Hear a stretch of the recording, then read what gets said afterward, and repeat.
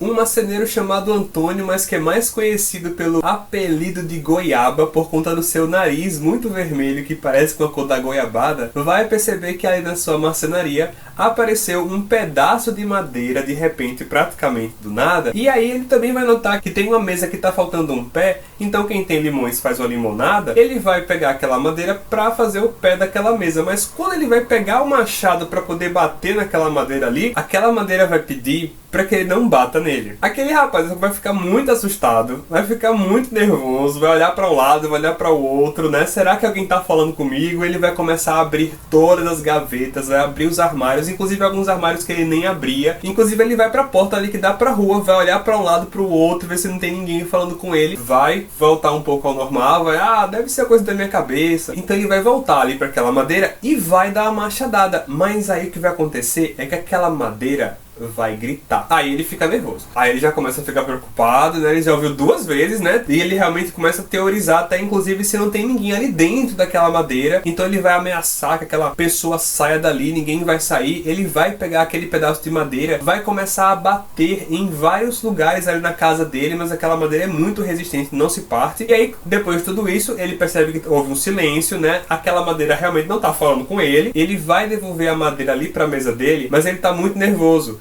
Então ele vai começar a assoviar, vai começar a cantarolar para ele mesmo, fingindo para ele mesmo que ele não tá nervoso. E aí ele vai em direção àquela madeira mais uma vez e ele pega dessa vez a lixa. Quando ele começa a passar a lixa ali naquela madeira, aquela madeira começa a rir, falando que tá fazendo cócegas nele. Aí ele desmaia. Quando ele acorda, quem vai chegar ali na casa dele é um amigo dele chamado Gepeto. E o Gepeto vai dizer pra ele que tá precisando de uma madeira pra fazer ali uma marionete que salte, que dance, que lute esgrima, e se ele não teria alguma madeira para dar para ele. Prontamente, aquele amigo vai para aquela madeira da qual ele tá morrendo de medo e vai dar para o Gepeto. Não sem aquela madeira ali ainda causar algumas confusões que vão gerar inclusive umas brigas entre eles dois ali. Qual não é a surpresa do Gepeto quando ele chega em casa e começa a esculpir aquele boneco e depois dele fazer os olhos, vai perceber que aqueles olhos piscaram para ele. Olá, viajantes! Sejam bem-vindos a Ponto dos Livros. E o livro de hoje é As Aventuras do Pinóquio, de Carlo Collodi.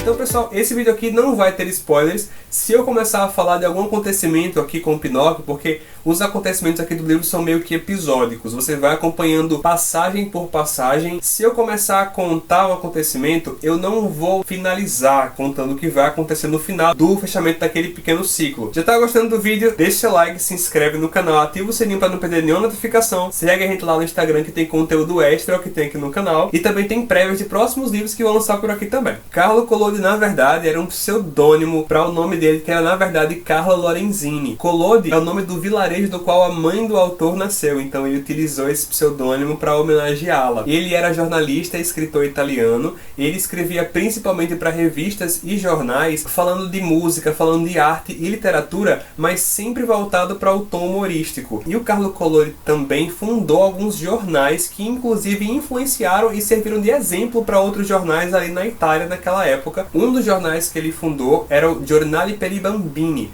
aonde ele começou a publicar por fascículos, ou seja, a cada edição lançada do jornal, lançava ali um capítulo de história de um burattino, história de um boneco. E é claro que se tratava aqui da história do Pinóquio. Ele escreveu apenas 15 capítulos inicialmente, mas a história fez tanto sucesso, as pessoas gostaram tanto, que eles pediram para que o Carlo Collodi expandisse aquela história, e assim ele fez. Esses capítulos foram lançados entre 1881 e 82, até que em 1883 o Carlo Collodi publicou essa obra aqui com 30 e tantos capítulos, que é o livro que todos nós conhecemos hoje. Então, pessoal, essa obra aqui do Pinóquio, ela é passível de vários tipos de interpretação. Ela foi feita por meio de símbolos. Quase sempre o autor ele vai utilizar uma coisa que vai representar outra, mas que na maioria das vezes vai ficar bem claro o que o autor está querendo dizer. Por exemplo, o Pinóquio, ele é uma marionete de madeira, ou seja, ele tem a imagem de um ser humano, mas ser humano não é. Ele é apenas a sombra do ser humano, ele precisa se tornar um ser humano ainda. E é claro que ele só vai conseguir fazer isso, ser um ser humano, um ser completo, vivendo, errando, caindo, sofrendo as consequências daquilo que ele faz. É por isso que não tem como a gente olhar para o Pinóquio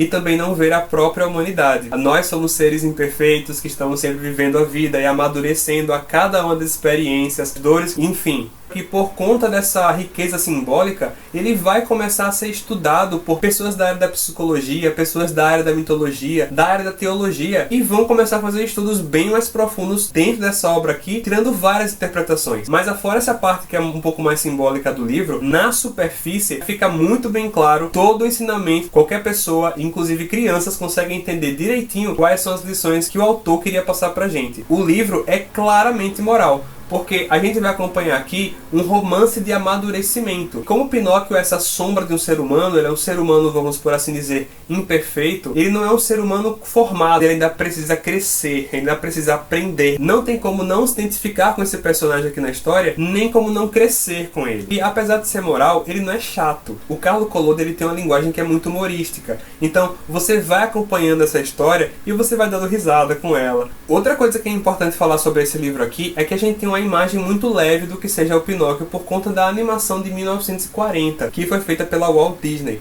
Mas essa história aqui, assim como várias histórias como Cinderela, Branca de Neve, Chapeuzinho Vermelho, os contos originais de todas elas eram bem pesados. E essa história aqui vai entrar para esse rol. Vão ter alguns momentos aqui tenebrosos na história. Tem alguns momentos aqui que realmente chocam o leitor. Então, um personagem que eu gostei bastante aqui na obra, eu acho que todo mundo acaba se cativando com ele, porque ele é amoroso, ele é gentil, é o Geppetto. É o pai do Pinóquio, que independentemente do que o Pinóquio faz, das traquinagens que o Pinóquio vai aprontando, o Geppetto vai dar aquele carão de pai, mas ele sempre vai dar uma segunda chance. E tem uma coisa muito bonita que o Geppetto vai fazer aqui no livro. Tem um instante em que ele quer mandar o Pinóquio para a escola, mas ele não tem dinheiro para poder comprar o material escolar. Ele tem só o casaquinho dele. Lá fora tá uma nevasca, tá um frio de rachar. Ele vai sair nessa nevasca, ele vai voltar para casa sem o casaquinho dele e vai voltar com o material escolar e vai dar para o Pinóquio. Aí o Pinóquio, ele vai perguntar para o pai: cadê o seu casaco? Aí ele vai dizer assim: eu vendi. E o Pinóquio vai perguntar: vendeu por quê? Ele responde: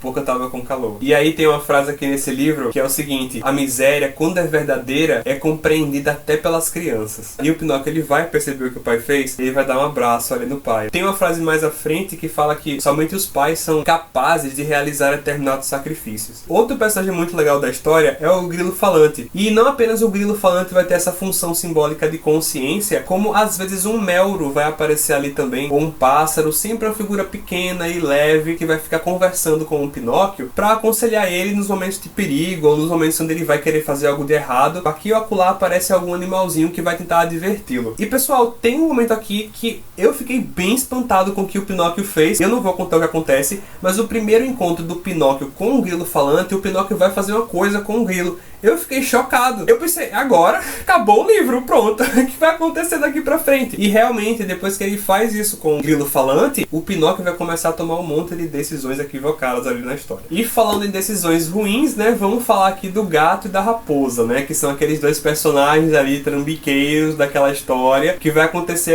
aqui no livro. Eles têm até um ar de certa comicidade e eles têm uma coisa bem interessante aqui na história. É o seguinte: à primeira vista, quando o Pinóquio vê eles, parece que a raposa é manca e que o gato é cego. Mas no meio da conversa que eles dois vão ter com o Pinóquio, a gente vai perceber que, na verdade, aquilo tudo é uma farsa. Eles vão pedir para o Pinóquio para ele ir ali no tal de Campo dos Milagres, que ele vai enterrar ali as moedinhas que ele tem. Se ele enterrar as moedas, colocar um pouquinho de água e uma pitadinha de sal, no dia seguinte vai ter crescido uma árvore de onde brota dinheiro.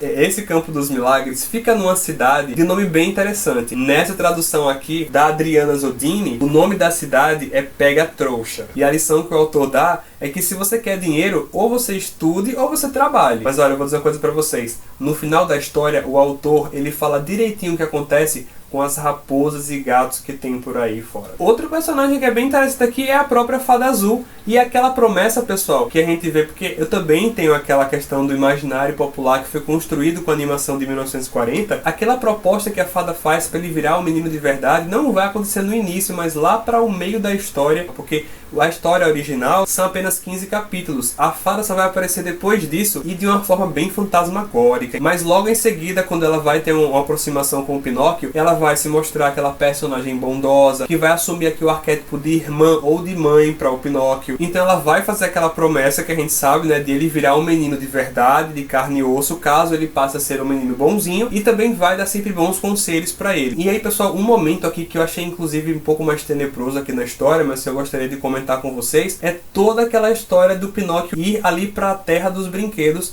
Aqui nessa tradução ficou Terra dos Brinquedos, mas tem outras traduções diferentes, que na animação é a Ilha dos Prazeres. E essa Terra dos Brinquedos aqui, ela é descrita como um lugar onde de sábado a sábado não se estuda, não se trabalha, e no domingo ter esse descanso. O cara da carroça que vem falar com o Pinóquio é um cara que tem um ar muito doce, e essa figura vai estar ali com a carroça apinhada de meninos, não tem nem mais espaço para o Pinóquio. Aquele homenzinho vai até ceder o próprio espaço dele, o Pinóquio vai dizer, não, eu vou subir aqui nos burrinhos. Quando o Pinóquio vai subir no burrinho, o burrinho vai tirar o Pinóquio de cima de si mesmo, e aí aquele moço vai inclusive maltratar aquele burrinho de um jeito bem pesado assim. Eu fiquei bem chocado com o que ele vai fazer com o burrinho. E aí, depois de algumas tentativas, o Pinóquio realmente vai conseguir subir no burrinho. E, gente, essa parte me gelou o coração, porque o próprio burrinho vai começar a falar com o Pinóquio, dizendo, olha, desce, dá meia volta, você quer acabar com a gente? Ele vai descer do burrinho e vai dizer, moço, esse burrinho tá falando. E aí o moço vai dizer, não, ele vive junto aí de um papagaio meu que é amestrado, então ele deve ter aprendido uma ou duas palavras, não liga pra isso não, Pinóquio, sobe aí de novo, tá tudo bem. E aí o Pinóquio vai cair nessa. E as consequências do Pinóquio ter ido ali pra Terra dos Brinquedos é que vão ser terríveis. Vão ser bem mais terríveis do que na animação de 1940, sabe? O Pinóquio vai passar por poucas e boas, ele vai sofrer mesmo por essa escolha que ele tomou. O Collodi, ele realmente, acho que ele queria meio que dar um susto, assim, dar um chacoalhão, para que todo mundo que pegasse esse livro percebesse a importância do trabalho, do estudo, da responsabilidade na nossa vida. E também a questão da honestidade, do compromisso. Uma baita história, um baita livro com vários ensinamentos, assim, super importantes, essenciais. É uma obra que, por conta dessa profundidade simbólica, essa obra vai crescendo no conceito à medida que você vai lendo mais outras vezes. Você vai percebendo coisas que talvez quando pequenininho você não notasse na primeira leitura. Enquanto você cresce, ela não diminui, ela aumenta. Gente, que livro maravilhoso. É isso, pessoal, mais um vídeo tá chegando ao final. Muito obrigado pela sua atenção. Gostou do vídeo? Deixa seu like, se inscreve no canal, ativa o sininho para não perder nenhuma notificação. Segue a gente lá no Instagram, que também tem conteúdo extra do canal e prévios de próximos livros que vão lançar por aqui também. Mais uma vez, muito obrigado pela sua atenção, muito obrigado pela nossa travessia e até a próxima.